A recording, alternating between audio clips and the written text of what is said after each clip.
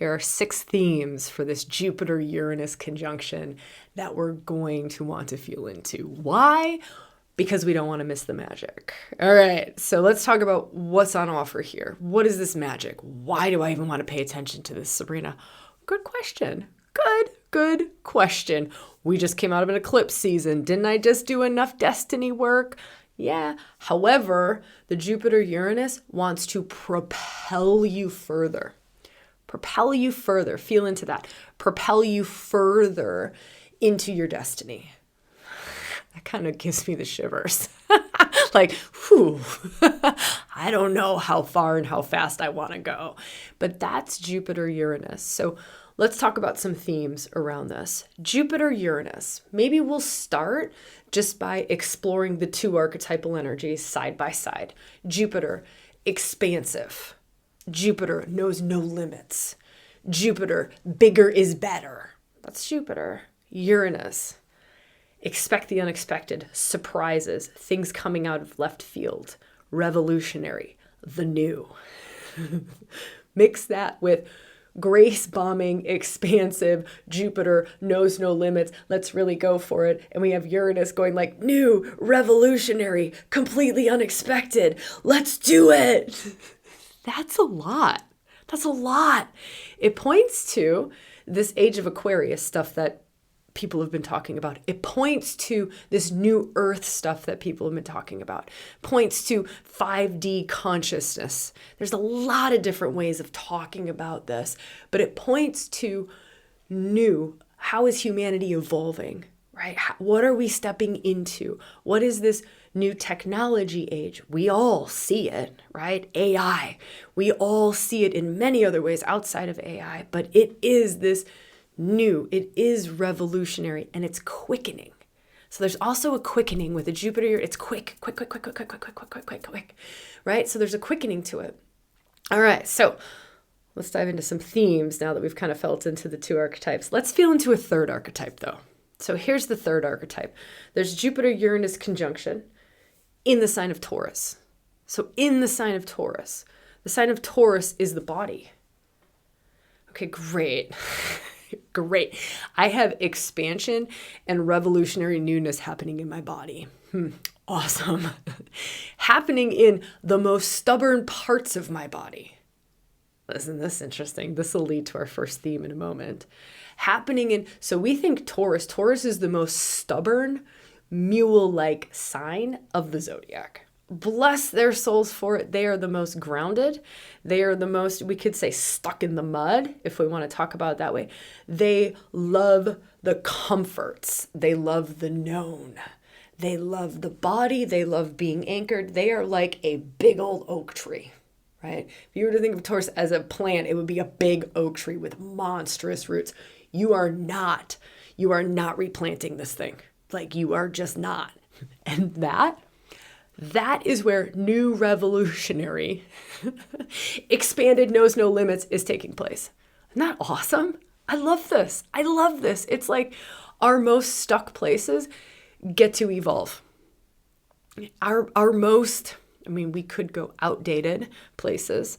I don't know if I go that far. By the way, do not take this in offense to any of you who have Taurus. We all have Taurus in us, right? Just because you got sun sign Taurus ain't mean I'm picking on ya, right? We all got different aspects of us in Taurus. We all have Taurus. There is a light side to Taurus and there is a shadow side to Taurus. Taurus is sensual as sensual gets. Y'all are the best, like, body massagers. You are so damn intuitive and your body wisdom is off the charts, right? Like, y'all are the grounded ones when there's people just off the planet, not at all in their bodies. Taurus is like, where are you ungrounded off-planet thing?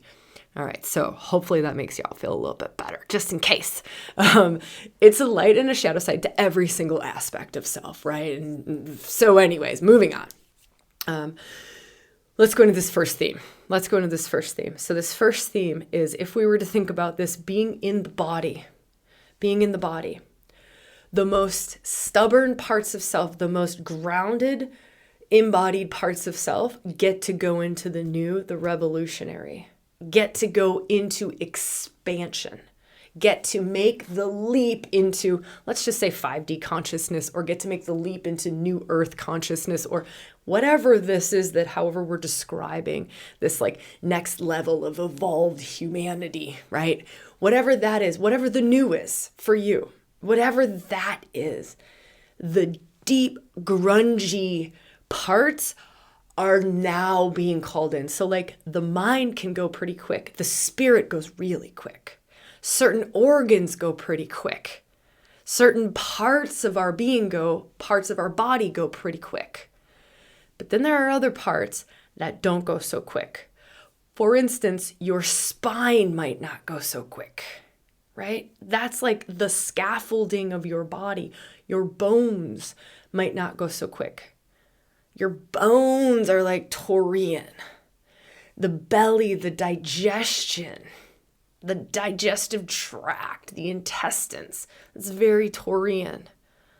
So feeling into theme 1 as these more Taurian aspects of self, these more grounded, like really grounded, really deeply rooted, really anchored in parts of myself, are now being pushed into the new via Jupiter, right?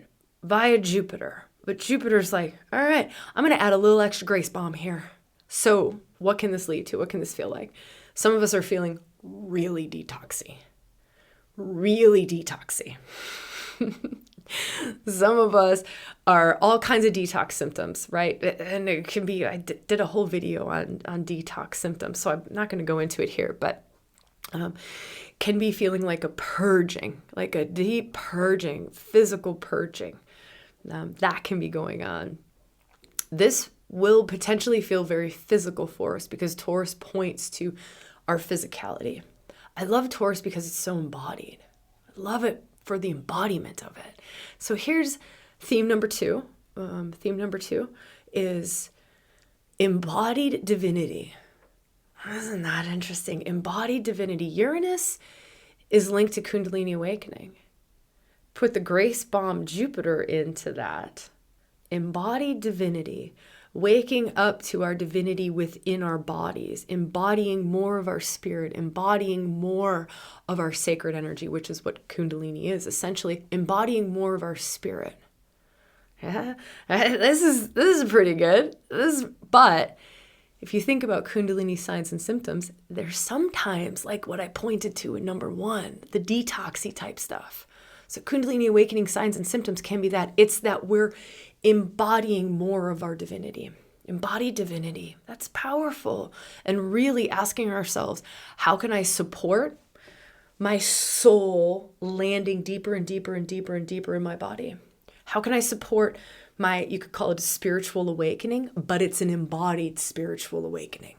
It's an embodied spiritual awakening. It's not that I am other than, my divinity is not other than my body. My divinity is my body. This leads to number 3. Number 3, who we thought we were might not be who we are starting to identify with. Yeah, isn't this wild? Like we're all just like, hey, isn't this just like a lucky horseshoe? Jupiter, Uranus sounds great. Okay, yeah, for sure. But it's way more than that. It's way more than that. And I love that we get to talk about this stuff. I really, really love it. Okay, so this, who we thought we were. So in any kind of a spiritual awakening or embodying more and more of our soul, we start to understand that who we were or who we thought we were, who we identified as, is not who we are now or who we are becoming. It's like, right? So there might be some of this having to let go of how we identified ourselves. And this can get like a little esoteric-y. It can get a little bit hard to wrap our minds around. But cool thing is Mercury's retrograde, right? So Mercury's on the inner. So this is beautiful actually, because the mind, the way that we translate things, has gone inward, is on an inner journey, is on an inner journey into the underworld, into the hidden. So the mind has much more of a capacity if we let it. It's like soul speak. When Mercury's retrograde, it's like he's speaking the language of the soul. And that's why it's frustrating to be speaking out in the mundane sometimes. It's why communications don't work. It's why, things get jumbled up and we just like find a hard time finding our words. It's because Mercury's doing some soul speak. So it's really beautiful. Meditation, powerful, powerful, powerful, powerful. Who am I? Who am I? Who am I? Who am I? That is a powerful meditation to sit with. I know people who sit in that question for 7 days straight. I know people who sit in that question for much longer than 7 days straight. Like eating very little food, drinking very little water, doing essentially nothing, no other inputs. And it's just, who am I? You just sit in that question. Who am I? Who am I? Who am I? Who am I? Who am I? Pretty powerful, pretty powerful. This is an extremely spiritual conjunction. It is good fortune as well. It is good luck. It is expansive. It is all of those things, but it's incredibly spiritual. Uranus is incredibly spiritual. He's a Kundalini awakener. He's a Kundalini awakener mixed with grace. Grace. That's Jupiter. Grace. He's just like, grace. Let me flood you with grace. Let me flood you with more awakening. Let me expand Jupiter's capacities. He expands anything that he's close to. He's expanding Kundalini. He's expanding your sacred energies. He's expanding your spiritual wisdom. Uranus. This is partially why we see Uranus as like expect the unexpected out of left field. It's because he's operating on a spiritual level. He's operating, right? It's not unexpected if we lived at that level, right? If we lived at this level of Uranus, the sky god, if we lived at this level of Kundalini, if we just lived Kundalini, we wouldn't be surprised. We wouldn't be surprised. We would live in a much more surrendered state, right? Because that's partially what Kundalini does for us, is it opens us up to divine mind, opens us up to higher mind, opens our consciousness, our capacity to take in reality in a different way, like a more expanded view of reality. Like, wow, I'm not just living in my own little world separate to everything else. I am actually interconnected to the all of everything. And the all of everything is constantly moving and constantly dancing and constantly influencing each other. And as I wake up more, I get to live from that place more. I get to see from a much more expanded state. So I wouldn't see a Uranus lightning bolt of change as, oh my God. That's why they say when you're going through a Uranus transit, which is a midlife transit around 42-ish, it's different for everybody, but around that time frame, you go through a Uranus transit. And they say, this is what they will say, to ride a Uranus transit with more grace and more ease, surrender and let go. Like, let it be done to you. But you're letting it be done to you. Like, you're letting life move you. You're letting a higher wisdom move you through life. You're letting yourself be moved by life, by the divine, by soul juice. You're be moved by. If we were all to walk through this Jupiter Uranus transit, let me be moved by, oh my gosh, I can't even imagine, right? Because we're also still in eclipse energy. So it's all about your true north, your highest expression of self. This is stunning. It is all about your highest expression of self. And now it's asking you to surrender. It's asking you to let go into something, an energy that you could never think yourself into. You could never concoct. You cannot control. You can let go into. Isn't that amazing? All we have to do is let go into, turn it over to something greater, because everything's already aligned to be highest, truest, true north. That was this North Node eclipse on the 8th, right? North Node eclipse. It's all pointing to your truest, true north, highest expression of self, your soul callings, your soul purposes, right? And now to just be essentially rocket launched into that. This is This is pretty good, right?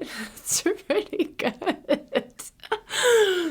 All right, so that's 4 themes. Let me feel for... This is going to be an interesting one. There's this theme that feels important is to... Because Mercury is retrograde in this, so Mercury doesn't turn direct until the 25th, right? So this Jupiter Uranus conjunction happens in Taurus. Mercury is in Aries. It doesn't necessarily matter about that part, but it's like Mercury wants to see things, know things, reveal things. It's like giving ourselves, so what would this theme be? What words can I bring to this? Letting Mercury communicate to you, letting the mind, letting the insights and the inspirations come. That's it. Letting the insights and the inspirations come and letting them seemingly come out of left field, right? Seemingly come at us at a very Uranian way, where it's like a flash. They're flashes of insight. They're quick spark ideas, right?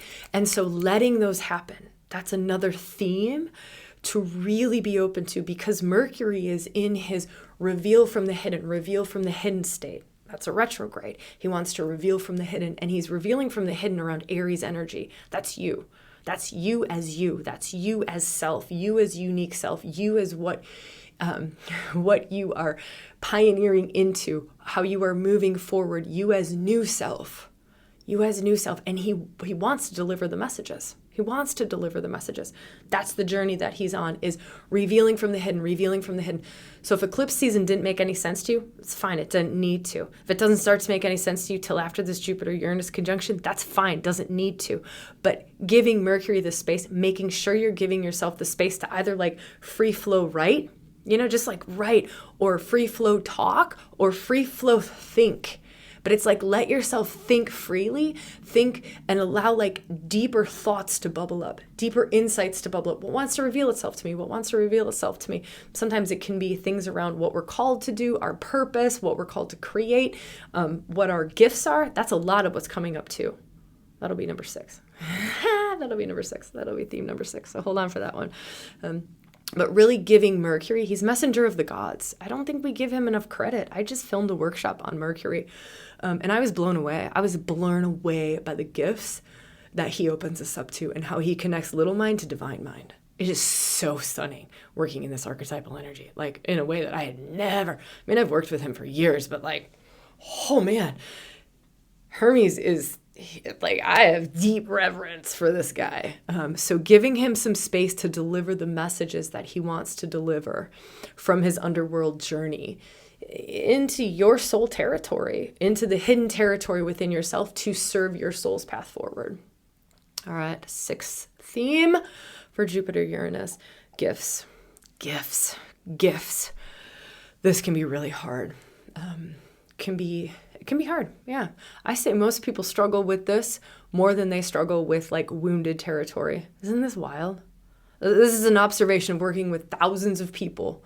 We struggle more in reclaiming our power and reclaiming our gifts and our magic and standing in our gifts and standing in our genius and standing in our wisdom and standing in our power than we do with having to work with a wound, having to work with a wound or a limitation or something along those lines.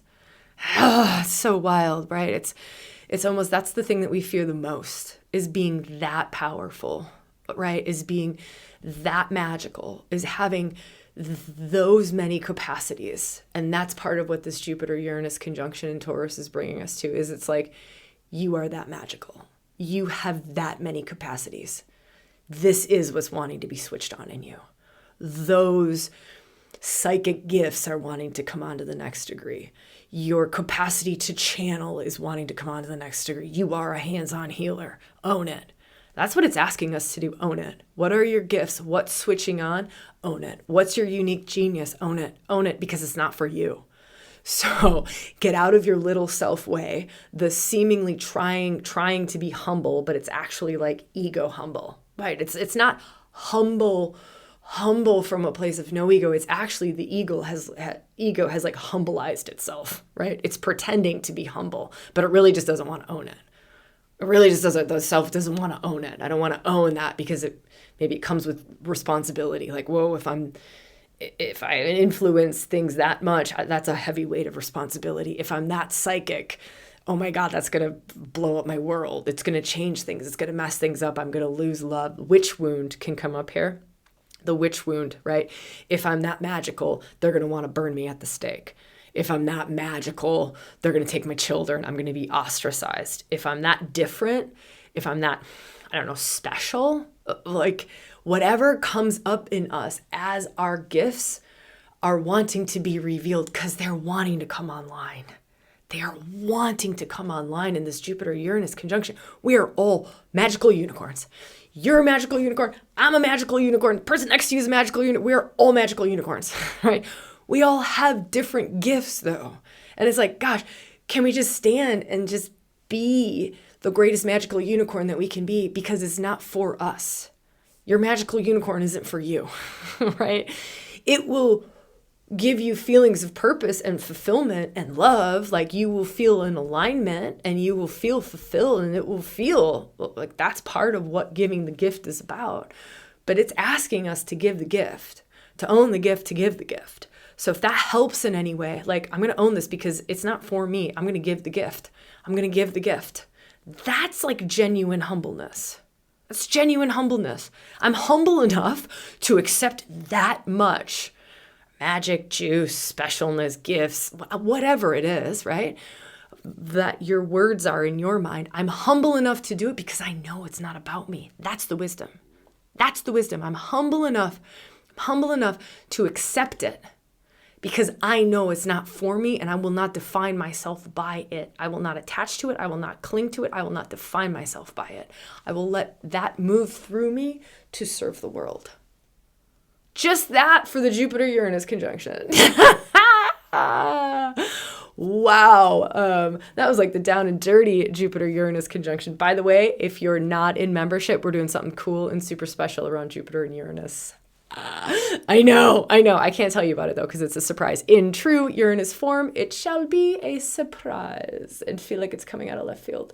Anyone is welcome to join membership. There's a bunch of extra bonuses in there. I think there's like 8 hours of things that you can go dive into right now for $59. Like it's nothing. And you can always just try it out for a month if you don't love it. If you just want to get in on the Jupiter Uranus extra special magic, which will have to do with these 6 themes, go check it out. Would love to welcome you into membership and see you in live circle in there, and for this special Jupiter-Uranus conjunction thing that we do in there. All right. Huge love to you. I'm always in the comments. Would love to hang out with you in the comments. If you feel to subscribe so you don't miss anything coming up, that's beautiful. I think the next video will be, I can never say because sometimes they're just coming in randomly at the moment, but I know that we'll be doing one for the full moon. We always do new moons and full moons for sure. And then whatever else is popping up in between there. But I love you all. I'm super grateful for all of your comments, all of your love everywhere. There's been a lot going on over this eclipse season, and I have loved it, and just really grateful for you all. All right, I will see you in the comments. Maybe I'll see you in the Facebook group. That's totally free to join. Maybe I will see you in membership, which is where we'll do the fun Jupiter-Uranus magical thing that is a surprise. All right, I'll see you in all the places. Big love to you all.